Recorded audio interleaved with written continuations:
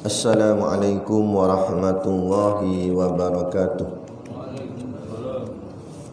Ila hadrati sayyidina wa habibina wa syafi'ina Muhammadin sallallahu alaihi wasallam wa ila arwahi abaihi wa ikhwanihi minal anbiya'i wal mursalin salawatullahi wa salamuhu alaihi wa alaihim ajma'in wa ala ali kulli wa sahabati wal qarabati wa tabi'in wa tabi'it tabi'in bi ihsanin ila yaumiddin wa ila arwahi walidina wa muallimina wa zawil huquqi alaina ajma'in wa khususan ila hadrati Syekh Abu Ali Al-Banjari An-Nadwi bisiril Fatihah.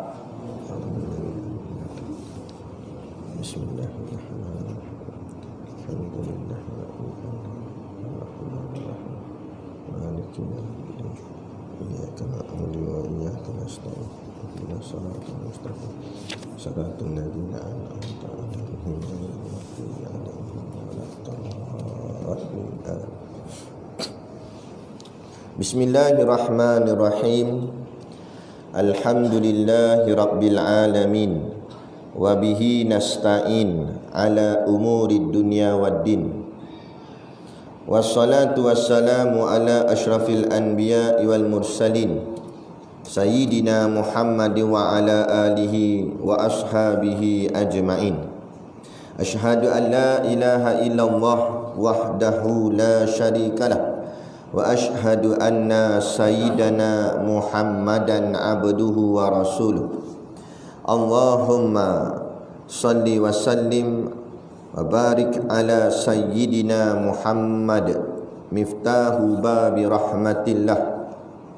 Salatan wa salaman daimaini bidawamil mulkillah adada ma fi ilmillah. Subhanaka la ilma lana illa ma 'allamtana innaka antal alimul hakim. Rabbi shrah li sadri wa yassir li amri wahlul 'uqdatam min lisani yafqahu qawli. Wala haula wala quwwata illa billahil aliyil azim. Amma ba'd.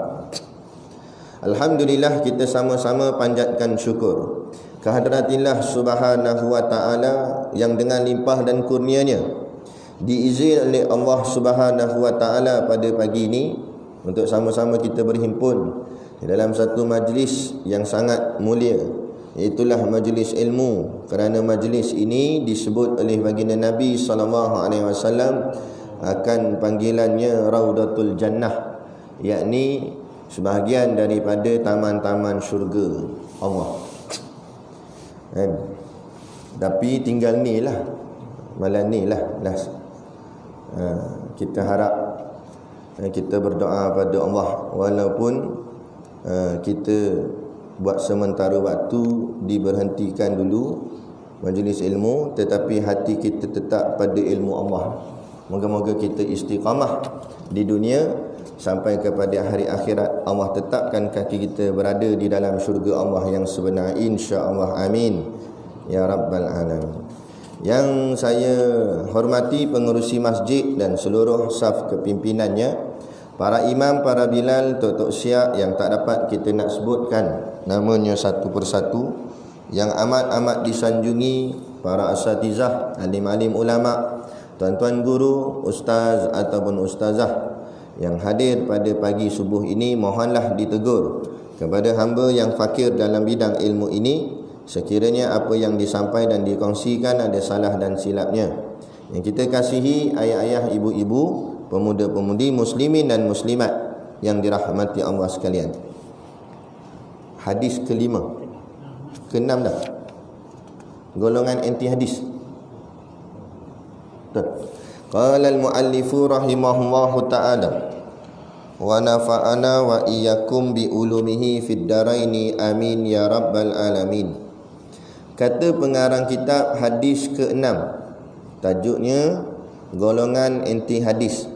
Hadisnya yang berbunyi, Anil Miqdami bani Ma'di Karibal Kindiyi anna Rasulullah sallallahu alaihi wasallam qala yushikur rajulu muttaki'an ala arikatihi yuhaddatsu bihaditsin min hadithi fayaqulu bainana wa bainakum kitabullahi azza wa jalla fama wajadna fihi min halalin istahlalnahu wa ma wajadna fihi min haramin haramnahu ala wa innama harrama Rasulullah sallallahu alaihi wasallam mithlu ma harrama Allah atau kama qala rawahu Abu Daud wa Ibnu Majah. Mafhum hadis daripada Miqdam bin Ma'di Kariba radhiyallahu anhu berkata bahwasanya Rasulullah sallallahu alaihi wasallam bersabda, hampir tiba suatu masa di mana seorang lelaki yang sedang duduk bersandar di atas katilnya, lalu disampaikan orang kepadanya sebuah hadis daripada hadisku. Maka ia berkata, pegangan kami dan kamu hanyalah kitabullah Al-Quran sahaja.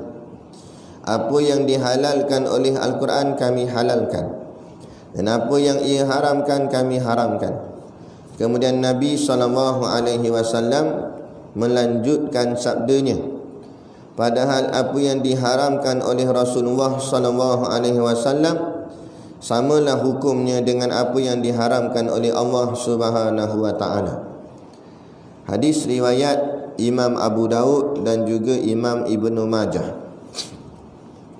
Baik, hadis ni nak cerita pada kita tentang akan tiba di zaman kita hari inilah. Kita dah berada dah ni kat akhir zaman.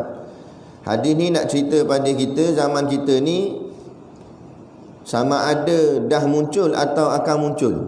Rasa saya muncul dah golongan anti hadis, golongan yang tak pakai hadis, yang tolak hadis. Dia pakai Quran semata. Seperti mana yang dalam hadis ni Nabi SAW sabda, hampir tiba suatu masa di mana seorang lelaki yang sedang duduk bersandar. Kenapa Nabi kiaskan suatu masa nanti seorang lelaki yang duduk bersandar di atas katilnya? Maksudnya waktu tu Nabi nak khabar, waktu tu waktu senang. Macam sekarang kita waktu ni kita banding dengan zaman Rasulullah dulu, senang zaman kita lagi.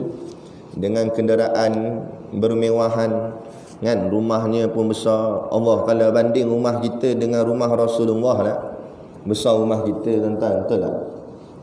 Kan? Banding dengan katil Rasulullah, dengan tempat tidur Rasulullah, tempat tidur Rasulullah dengan katil kita, empuk katil kita lagi dengan besarnya, dengan sebagainya. Makna nak cerita gitulah. Jadi kata Nabi, hampir tiba suatu masa nanti ada seorang lelaki yang sedang duduk bersandar di atas katilnya dalam keadaan senang lah waktu tu. Lalu disampaikan orang padanya sebuah hadis daripada hadisku. Kemudian ada orang cerita tentang hadis Nabi kat dia. Orang senang ni. Maka ia berkata, pegangan kami dan kamu hanyalah kitabullah Quran sahaja. Kami ikut Quran ya, dia kata.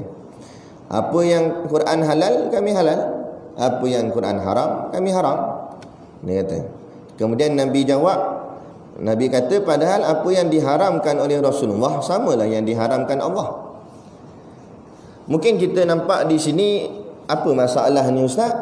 Betul lah kan, apa yang dia kata tu, nah, dia ikut Quran. Apa Quran halal, halal lah. Apa Quran haram, haram lah. Jadi kalau ikutkan, kalau dia ikut Quran, mestilah sama dengan ikut Nabi. Tak sama. Dan sebab tu Allah hantar Nabi, dan Allah hantar beserta dengan Nabi itu sabdanya hadis. Kerana hadis dia menjelaskan lagi apa yang dia katakan Quran. Quran baru pokok saja, dasar. Kemudian menjalankan dasar ataupun apa yang terkandung di dalam dasar tu diaplikasikan oleh Rasulullah SAW. Sebab tu Rasulullah ni uswatun hasanah. Kan? Quran ni dia tak nampak dalam bentuk apa cakap akhlak, ataupun tak nampak dalam bentuk kehidupan manusia. Tapi Quran dia dalam bentuk tulisan. Kita boleh baca je, paling kuat.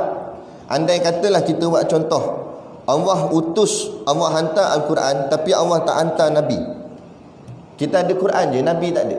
Agak-agak kita boleh ke betul-betul ikut Islam dengan tak ada nampak contoh macam mana kita nak buat? Sebab itulah pentingnya ada baginda Nabi SAW. Contoh disebut dalam Quran, dan diharamkan ke atas kamu daging babi. Dalam Quran ada sebut diharamkan atas kamu daging babi. Jadi persoalan timbul pula, adakah maksud ayat tu daging saja haram, habis tulang tak haram? Bahagian mata tak haram, telinga boleh ke buat celuk tepung? Jadi sebab tu tak selesai, melainkan adanya Nabi SAW. Dan baru Nabi tunjukkan apa yang dimaksudkan dengan bila Allah sebut diharamkan ke atas kamu daging babi. Maksud daging babi dah komplit semua. Nabi pun ajarlah, Nabi tunjuklah maksud daging bukan semata-mata daging. Jadi gitu. Jadi kalau orang yang anti hadis, maknanya kata dia pakai hujah ni, dia kata dalam Quran kata daging je, lain boleh. Ni masalah. Orang hantar satu video, zaman kita ni zaman habis dah tuan-tuan. Tolonglah jaga anak-anak, isteri dan semualah ahli keluarga kita.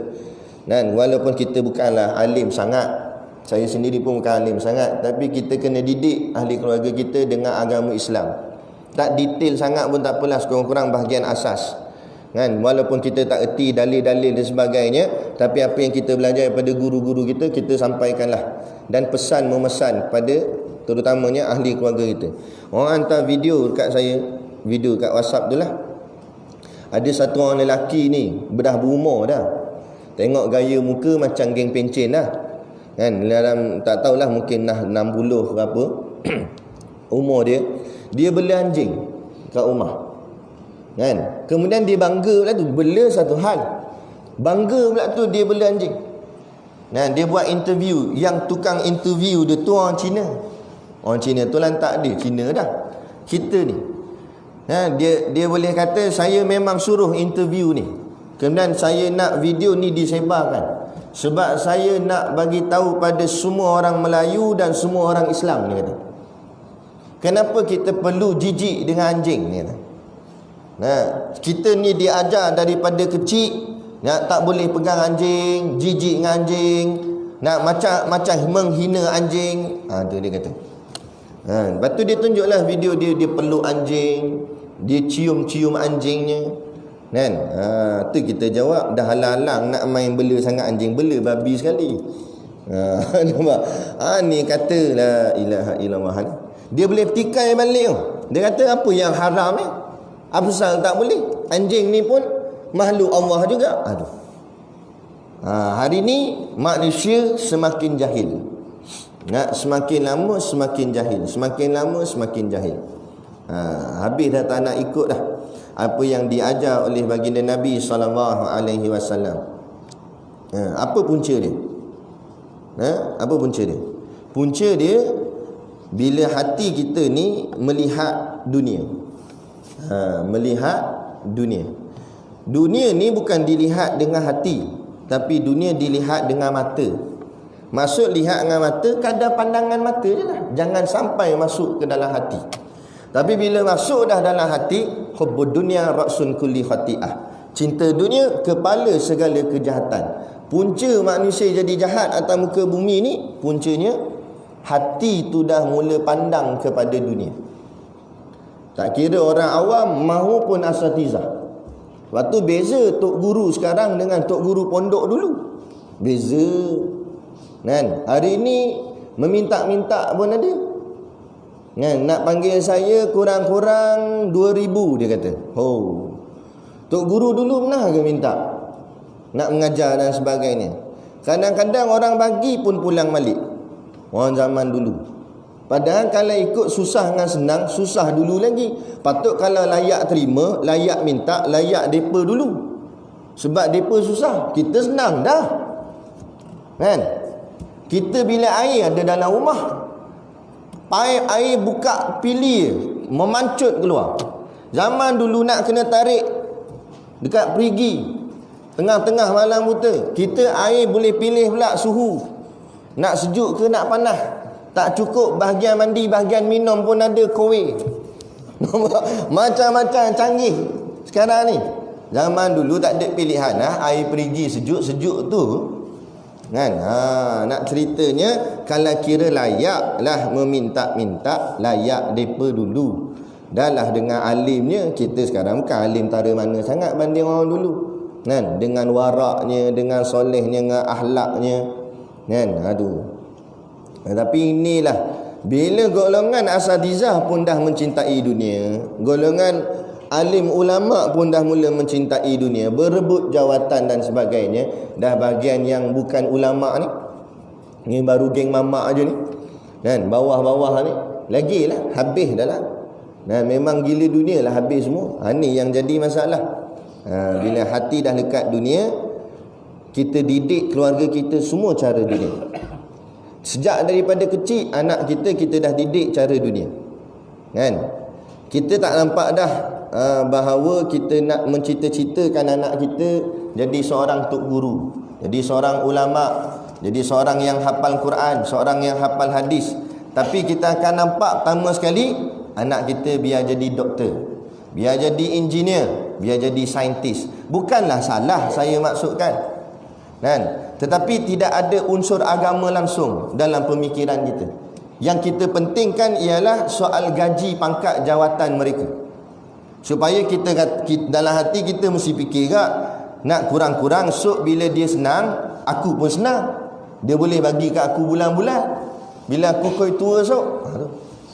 Jadi mentaliti kita, minta maaf tuan-tuan, mentaliti kita mentaliti dunia. Tak habis-habis dengan dunia. Akhirnya akhirat makin terpinggir. Jadi akibat daripada pemikiran inilah, nampak memang bukan satu masalah besar pada asalnya. Tetapi efek dia, kesan dia, daripada akhirnya fokus pada dunia, akhirnya dia jahil agama dia. Sebab itulah kami di sekolah tahfiz Tok Guru Siddiq Noh, dia pernah buat sekolah tahfiz kami ni bercampur aliran Quran, kita serapkan juga aliran akademik. Tapi bila kita buat jalan beberapa tahun, gagal. Kita buat kajian tu tengok gagal. Bila budak-budak dia bertembung dengan Quran, dengan ilmu akademik, dia akan tertarik kepada ilmu akademik. Quran ni jadi kurang.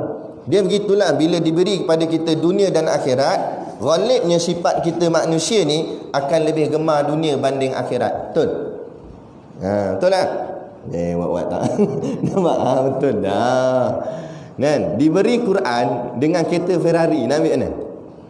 Kata Quran tak apa, satgi boleh beli lain pula. Ni kata Ferrari ni tak boleh beli dah. Itulah maksud lebih kurang. Itu maksud dia. Jadi tak boleh, payah. Mungkin ada, tapi tak ramai. Saya pernah jumpa seorang pelajar USM.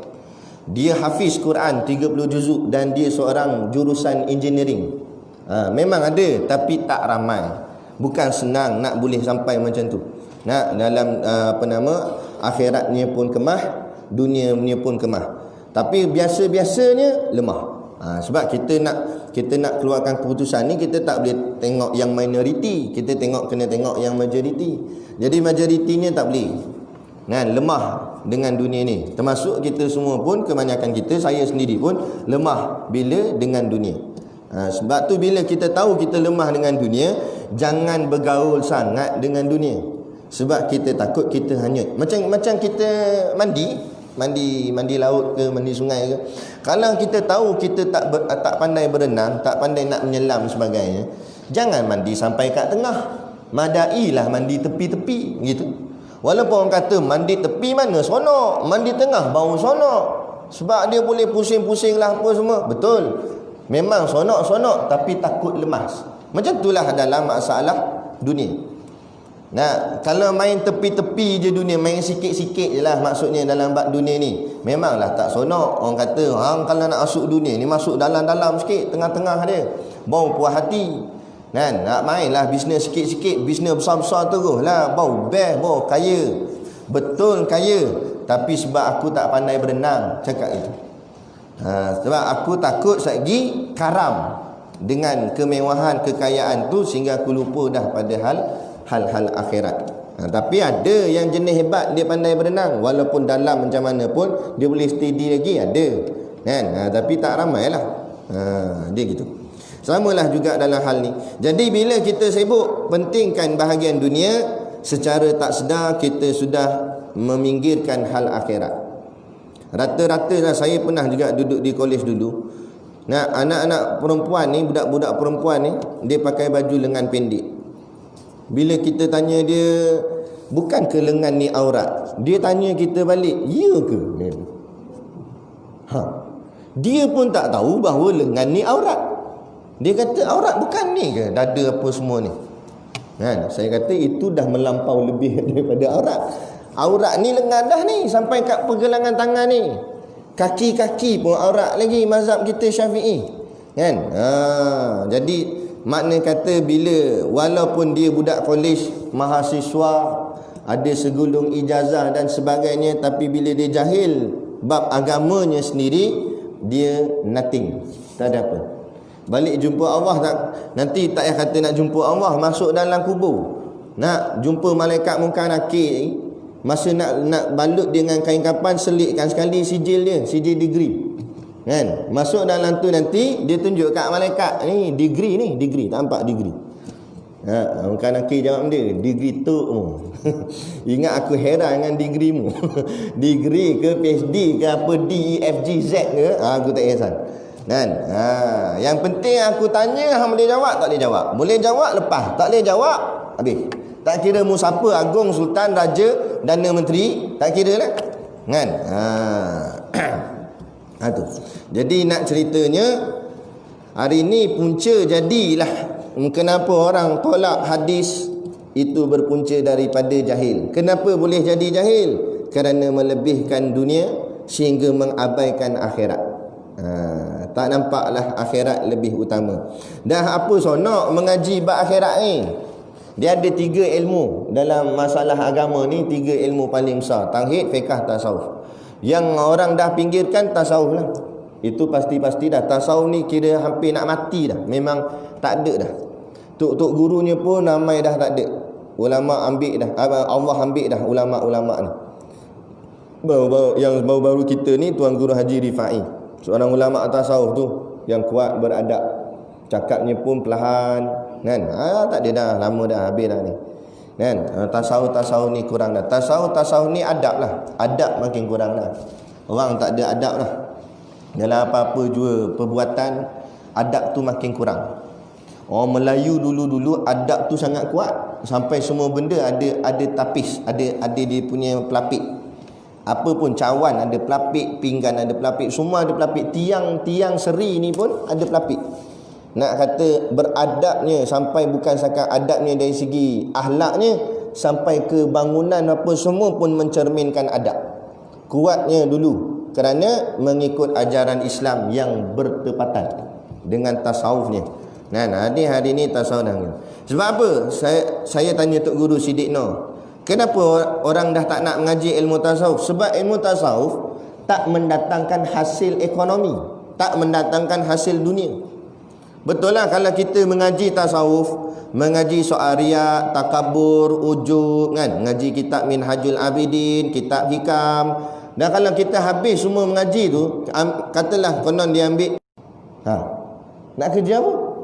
Ada tak sini jawatan mengelak riak gitu? Tak ada. Jadi seolah-olah macam tak ada faedah dunia bagi dia. Jadi sebab tu orang pinggirkan ilmu ni.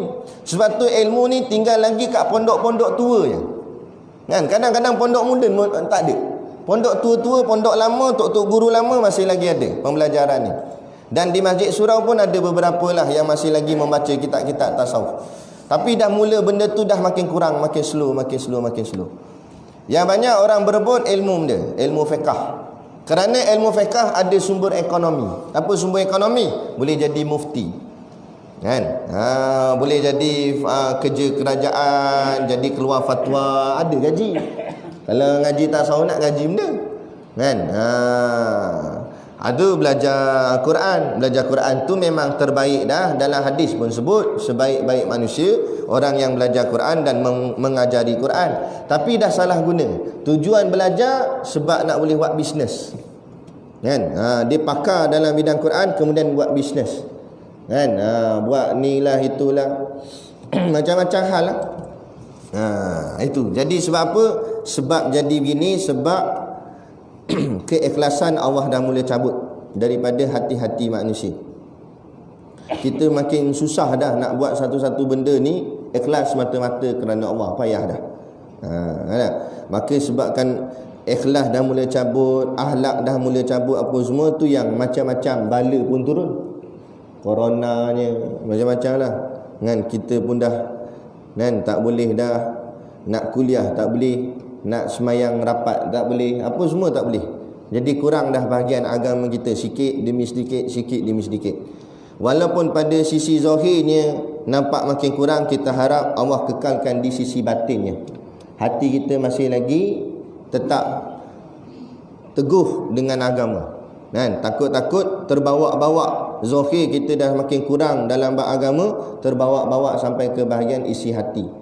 Dalam manusia hari ini jahil, kemudian sibuk dengan dunia, nak sibuk dengan macam-macam hal, kemudian jadi macam ni pula, kan? Dan makin lama makin masalah.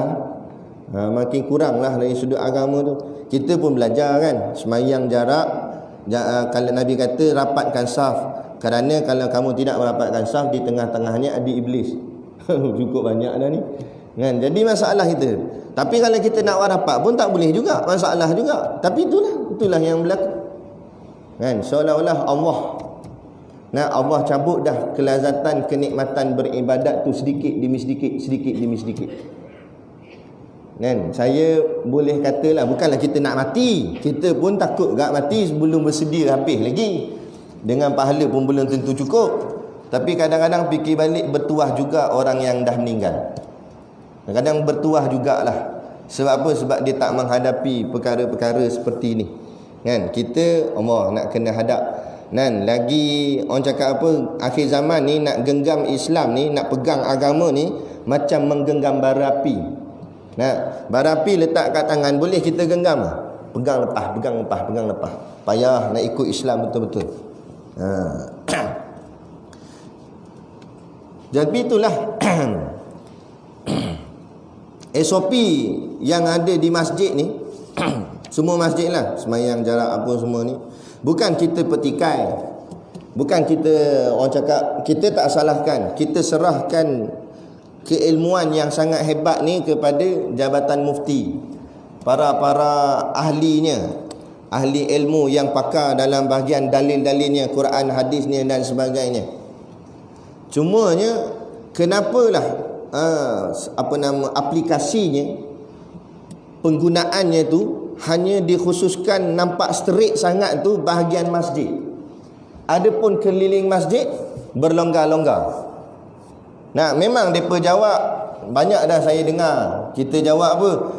Supaya tak ada bunyi kluster masjid, Ustaz. Betul dah tu, memang tak bunyi kluster masjid, bunyi kluster lain. Tapi efeknya masjid juga. Bila yang masjid je jaga, luar daripada masjid tak jaga, mereka kena jangkit. Efeknya masjid tutup tak? Akhirnya ni satu dah kena tutup dah. Bukanlah tutup semayang tu boleh lagi, tapi kuliah tak ada dah. So kalau lebih parah lagi, semayang pun tak boleh dah. Pula dah. Jadi macam mula-mula PKP mula-mula dulu. Kan? Kalau kita tengoklah, masjid ni dia menjadi tunggak. Dialah tulang belakang kepada, bukan hanya pada agama, tapi pada sesebuah negara yang mengaku sebagai negara Islam. Dalil, tengok Nabi.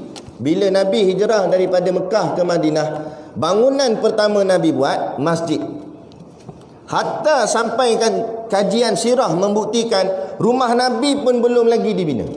Nabi menumpang di rumah Abu Ayyub Al-Ansari. Kan, waktu tu. Nah, bina masjid dulu. Nabi tak bina pejabat dulu.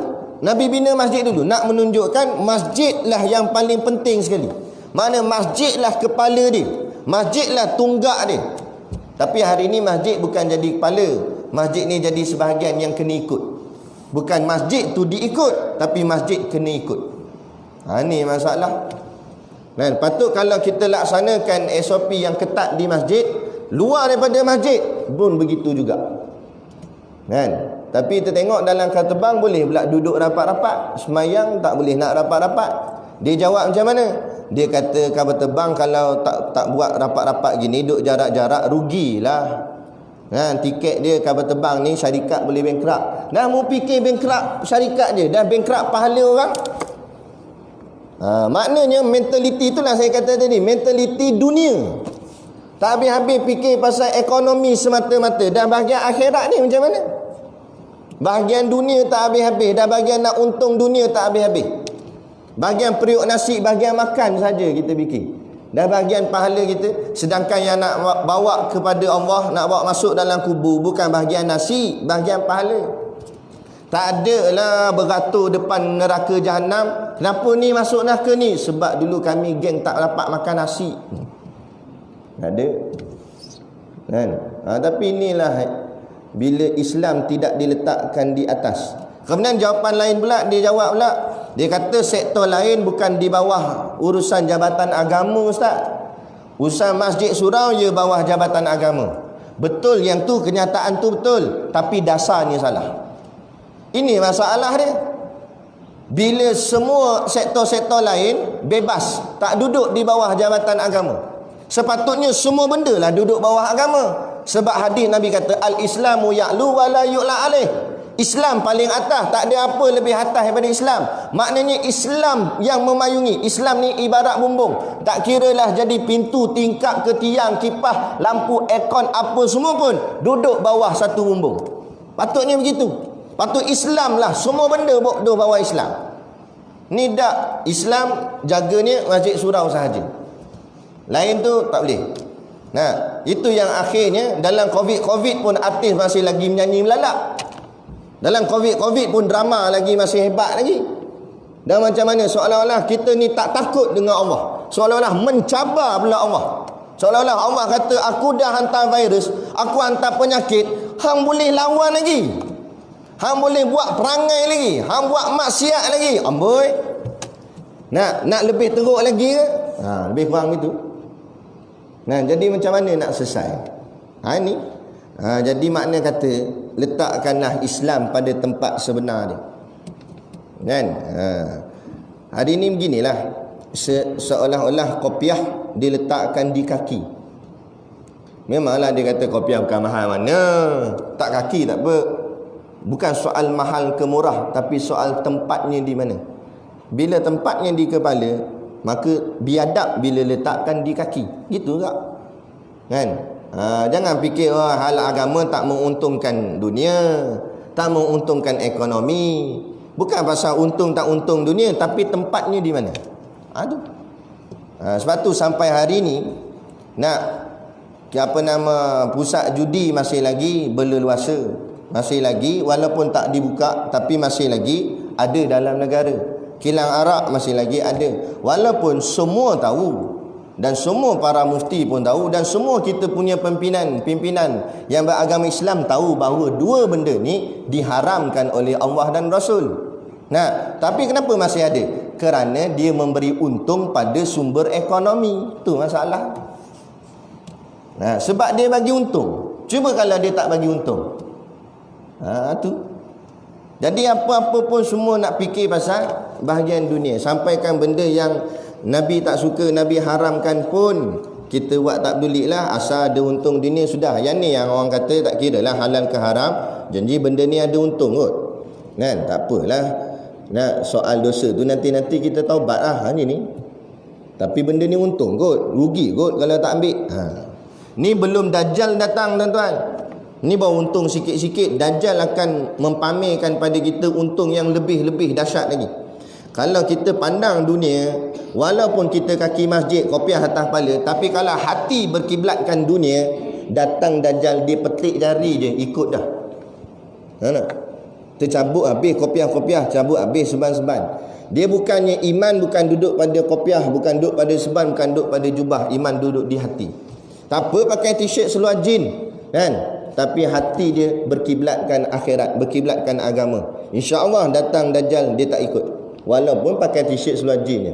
Kita pakai jubah serban, oh menengok bahagian bagus dah, tapi hati lekat dunia. Datang Dajjal, habis lentok lah. Nah.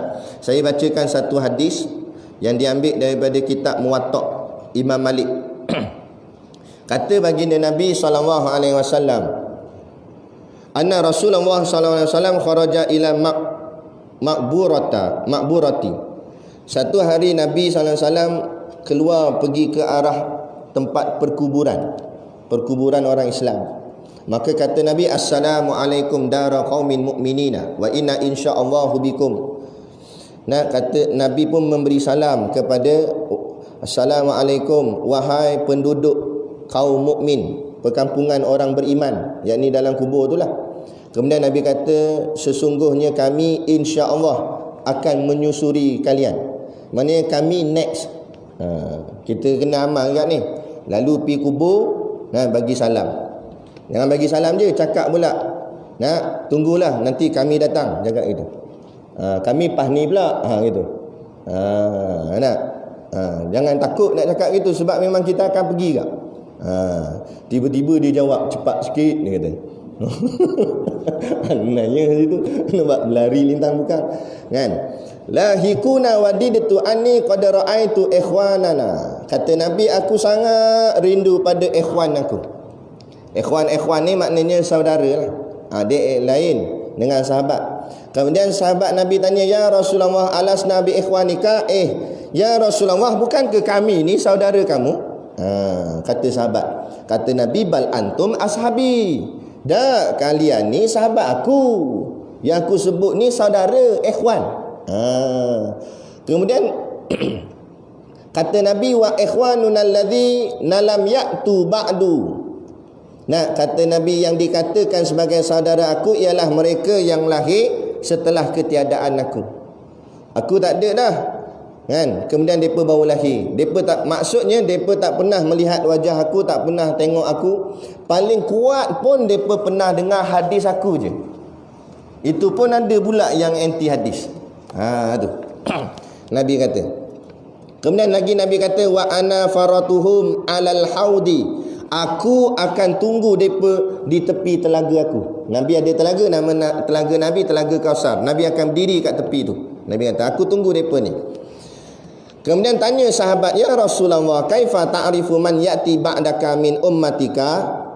Macam mana kamu nak kenal mereka sedangkan kamu tak pernah jumpa mereka? Kalau kami ni tak pelik lah. Sebab Nabi pernah tengok dah Abu Bakar, Umar, Sayyidina Uthman, Ali dan sebagainya. Sebab sahabat Nabi dah selalu bergaul dengan Nabi. Yang tu memang Nabi kenal. Dan masalah kita ni, Haji Ayub, Haji Din, nampak? Macam mana Nabi nak kenal kita? Muka tak pernah tengok. Pak Long, Pak Ngah. Macam mana Nabi nak kenal kita? Sahabat tolong tanya. Mujur sahabat tanya. Tu. Jadi sahabat tanya. Nabi pun jawab, ara'aita law kana li rajulin khailun ghurrun muhajjalatun fi khailin duhmun buhmun. Kata Nabi, seandainya ada seekor kuda warna putih duduk dalam kawanan atau geng kuda warna hitam, ala ya'rifu khailahu, adakah kamu akan kenal kuda putih tu? Kamu nampak tak nampak kuda putih tu? Kalau kuda putih tu duduk dalam geng-geng kuda hitam, kamu nampak tak kuda putih tu? Kata Nabi. Nabi tak jawab terus. Nabi buat contoh. Kemudian kata sahabat, bala ya Rasulullah, sudah tentulah nampak dah kuda warna putih duduk dalam geng kuda hitam. Nampak sangatlah sebab kontra putih dengan hitam, kan? Kemudian kata Nabi, fa innahum ya'tuna yaumal qiyamah ghurran muhajjalin minal wudu, kata Nabi. Begitulah aku dapat kenal umat-umat aku yang aku tak pernah bersua dengan mereka, aku tak pernah berjumpa dengan mereka, bertemu dengan mereka, bersama dengan mereka, tapi aku boleh kenal mereka kerana putihnya wajah, cahaya yang keluar daripada wajah-wajah mereka, kesan minal wudu, kerana kesan daripada wudu. Kerana mereka ni jenis semayang dah. Geng wuduk maknanya geng apa? Takkan geng snooker. Geng wuduk, geng semayang lah. Geng semayang, geng baca Quran, maknanya geng masjid lah. Senang ceritanya. Nak sebab ambil wuduk. Sebab tu ulama pesan, kalau ambil wuduk, jangan lap air wuduk. Biarkan dia terus menitik-nitik. Kan? Biar dia jatuh itu. Jangan kita lap. Sebab itulah nak jadi saksi nanti ghurran muhajjalin. Nanti di hari akhirat muka ni bercahaya, tangan bercahaya, kepala bercahaya. Mana yang tempat kita sapu ni semua bercahaya. Kan? Tapi jangan buat bid'ah pula. Dia kata alalang cahaya, cahayakan semua. Dia pun mandi situ. Orang semua ambil wuduk. Nampak? Nak bercahaya habis wajah, tangan apa semua. Nabi pun kenal. Kemudian kata Nabi, ana faratuhum alal haudi. Aku akan duduk tepi telaga, aku akan panggil mereka. Kan? Fala yuzadanna rijalun an haudi kama yuzadul ba'ir. Nah. Kemudian Nabi kata ala halumma ala halumma ala halumma. Bila Nabi duduk dekat tepi telaga tu, Nabi kata, mari sini, mari sini. Mari minum air telaga Kausarku. Nak minum air telaga Kausarku. Satu riwayat kata telaga Nabi ni selepas titian Sirat, satu riwayat lagi kata sebelum titian Sirat. Wallahu a'lam. Kan? Tapi tak nak ceritanya telaga Nabi ni dapat minum selepas ujian yang berat-berat sebelum dia. Sebelum nak sampai kat telaga air telaga Kausar Nabi ni, kita akan lalui yang tempat hisap. Kita akan dikira segala harta milik kita ni, Allah akan kira. Allah akan tanya ni ambil mana, beli kat mana, tujuan apa beli. Kan? Kereta sampai 5 biji, kenapa sampai 5? Kamu duduk kat rumah 2 orang aja, tapi kenapa kereta sampai 5 lebih sangat? Nah, dia kata tak, saya beli duit gaji pencen saya. Halal, bukan haram. Tahu halal, tak tanya kenapa. Allah tanya. Kan? Kenapa banyak sangat? Tak, yang kecil ni nak pergi buang sampah. Mana? MyV. Paling kecil dah tu dia kata. Tu paling kecil nak pergi buang sampah je. Tak apalah.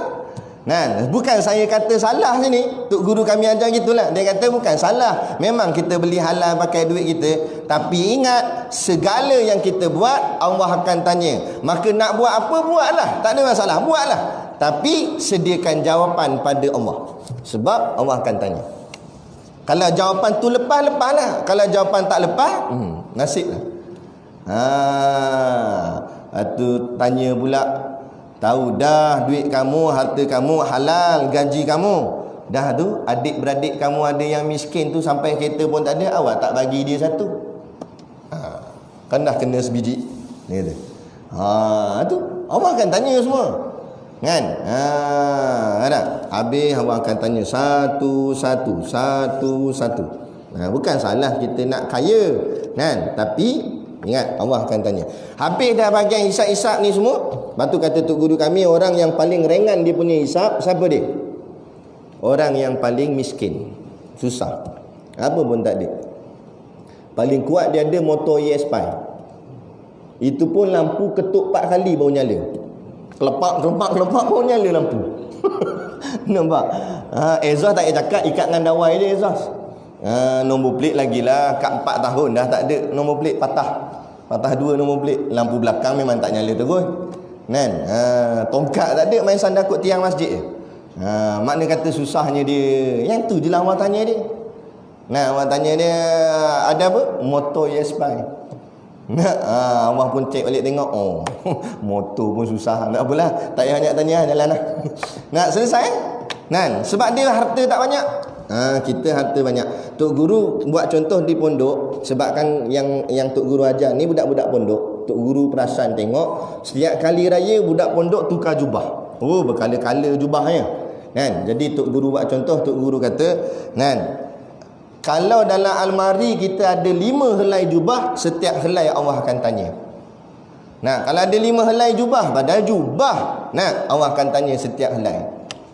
Aduh. Dah dalam almari kita sampai bengkok besi-besi. Kan? Kadang orang perempuan lah, tapi bukan sini lah, ni tempat lain. Sini okey. Dia bila nak bawa pergi makan kenduri, dia duduk depan almari tu, dia cekap pinggang. Abang, tak ada baju lah nak pakai. Dia kata tak ada baju nak pakai. Almari tu sampai melendut gini besi tu. Dia kata tak ada baju nak pakai. Dia kata dia bukan pasal tak ada baju, tapi nak matching tu. Nak matching dengan payung, dengan kasut, dengan beg tangan, semua sekali. Tapi bukan sini. Sini okey, sini color-color kan, tudung biru, baju merah, macam-macam campur-campur. Tu tak apa. Di tempat lain. Baik. Jadi itulah, habis dah bahagian isak-isak ni, bahagian timbang pahala pula, mizan. Bahagian timbang pahala dosa. Katalah lepas dah ada pahala dia banyak, amal banyak, pahala banyak dah, alhamdulillah. Lepas dosa pun sikit. Lepas ni semua barulah sampai dekat bahagian Telaga Kausar Nabi. Maknanya orang yang boleh sampai kat Telaga Kausar Nabi ni bukan calang-calang orang. Orang yang dah lepas macam-macam ditapis oleh Allah tadi, peringkat awal tadi. Kan? Maknanya dia memang alhamdulillah lah, pahalanya banyak. Mana jenis orang baik dah ni. Yang lepas ni orang baik dah ni. Sebab tu Nabi panggil, halumma, mari minum air telaga aku. Mari. Dah muka bercahaya makna orang masjid dah lah, orang semayang, tangan bercahaya. Jadi berjalan. Jalan nak pergi dekat telaga Nabi, tiba-tiba malaikat sekat. Malaikat kata stop, berhenti. Malaikat pilih-pilih pula. Malaikat kata ni boleh jalan, ni tak boleh. Ni jalan. Ada boleh, ada tak boleh. Tak? Ada boleh, ada tak boleh. Kena sekat. Kita nak masuk masjid kena scan dulu suhu. Betul tak? Kalau 37 ke atas tak boleh kan? Tapi walaupun dia scan 37.5, dia tulis 36.5. Contoh. Makna kata lepas juga. Tapi yang ni tak boleh. Malaikat scan seorang-seorang. Jadi dengan katanya, dalam syarahannya kata hampir separuh disekat. Padahal yang dah lepas ni hebat dah, ni dah bahagian tapisan ni. Yang tak lepas masuk habis dah dalam neraka, dah jatuh dah habis. Bahagian timbangan tadi tak lepas dah apa semua. Yang ni geng lepas dah ni. Lepas pun kena sekat pula. Separuh pula tu kena sekat. Separuh lagi baru boleh pergi minum. Kemudian Nabi tanya, kenapa wahai malaikat, kenapa kau sekat umat aku? Ni umat aku. Nabi kan sayang umat dia. Nabi kata ni umat aku, kenapa sekat? Umat aku nak minum air telaga Kausar aku, kenapa sekat? Nabi tanya malaikat. Malaikat kata, minta maaf ya Rasulullah, betul ni umat engkau, muka mereka bercahaya, tangan mereka bercahaya, mereka geng solat, mereka geng masjid surau, mereka geng kuliah dan sebagainya. Tapi ya Rasulullah, setelah kewafatan engkau, mereka menghalalkan apa yang engkau haramkan, mereka haramkan apa yang engkau halalkan, mereka ubah-ubah apa yang engkau kata. Bila Nabi dengar begini, dalam hadis kitab Muwatta Imam Malik kan, bila Nabi dengar malaikat cakap begitu, Nabi jawab balik apa? Fasuhkan. Yang erti fasuhkan tu pergi berambus. Nabi halau. Nabi kata jangan minum air telaga Kausar aku. Allah. Masa saya mengaji dengan Tok Guru di pondok, bila dengar Tok Guru sebut fasukan tu, meremang bulu roma. Seolah-olah berambus tu kena kat batang hidung kita. Seolah macam takut-takut, macam kita yang kena dihalau oleh orang yang sangat kita kasih, iaitu Nabi kita Nabi Muhammad SAW. Jadi sebab itulah kita di akhir zaman ni, sebab tu saya pesan, kita kena betul-betul ikut Islam. Biarlah payah macam mana pun, biarlah macam genggam bara api pun, kita cubalah usaha sungguh-sungguh kalau kita boleh betul-betul mengikut agama ni. Kerana kita takut kita termasuk dalam golongan yang Nabi tak suka, kerana tak mengikut apa yang diajar oleh baginda Nabi SAW.